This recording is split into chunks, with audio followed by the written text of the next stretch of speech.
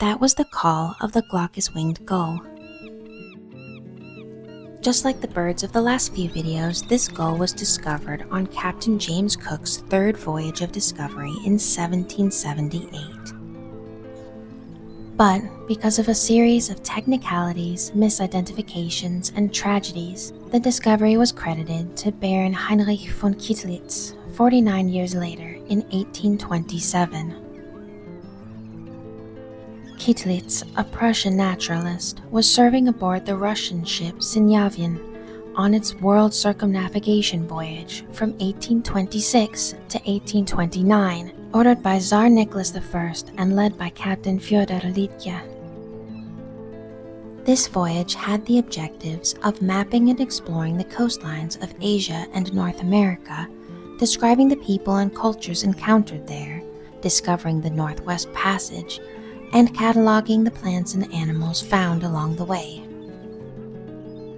Kittlitz collected his specimens of glaucous-winged gulls from the coast of Kamchatka and the Aleutian Islands on opposite sides of the Bering Sea.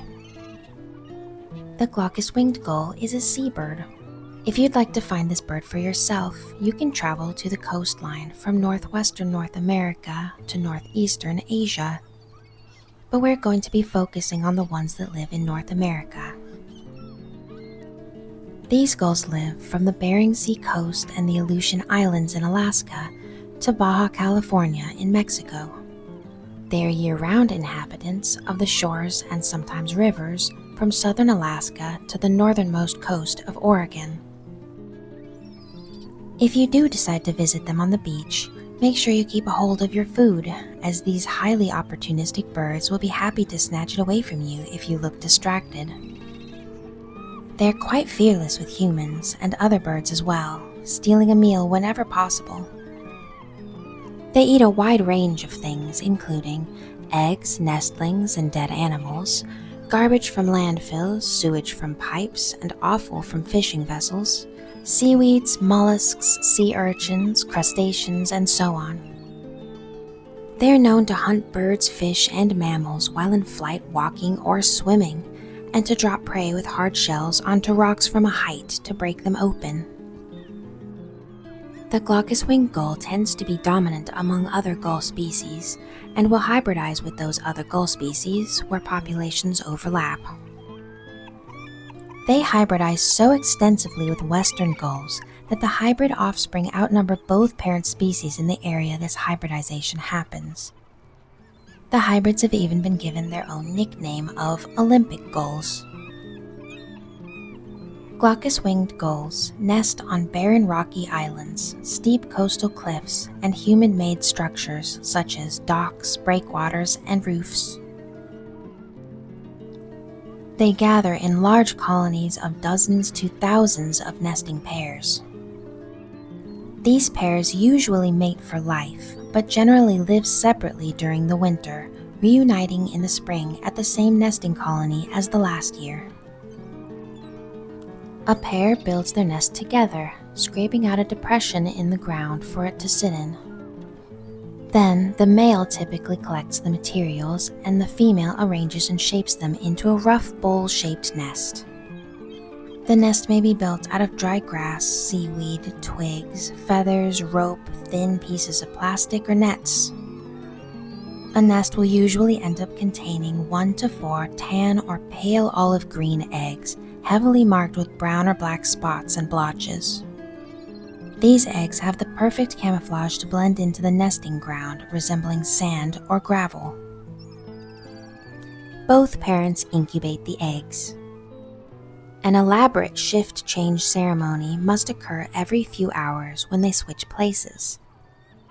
This consists of head tossing, calling with outstretched necks, and lowering heads with open bills.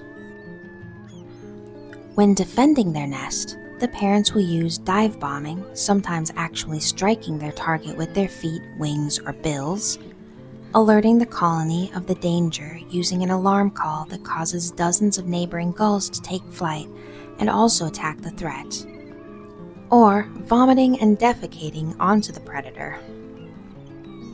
All of these tactics are used against humans as well as animals, so make sure to give the nest some space if you come across them.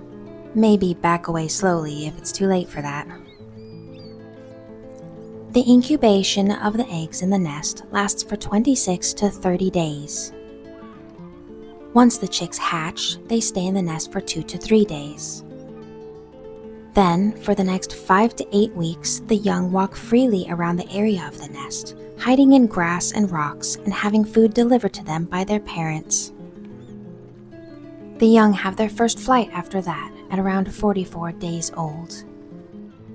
After learning to fly, they remain in the nesting area for a couple more weeks, practicing foraging while still having their diet supplemented by their parents. After this, they will leave the colony.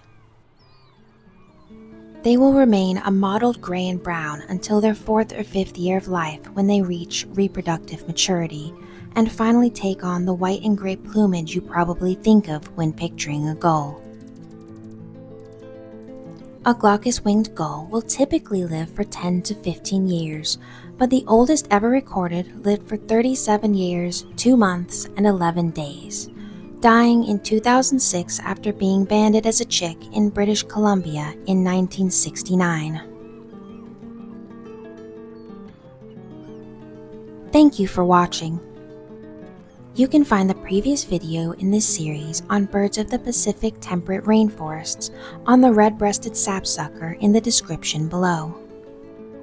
I very much appreciate your support, and if you enjoyed this video, consider liking, commenting, subscribing, or sharing to help this channel grow. See you next time.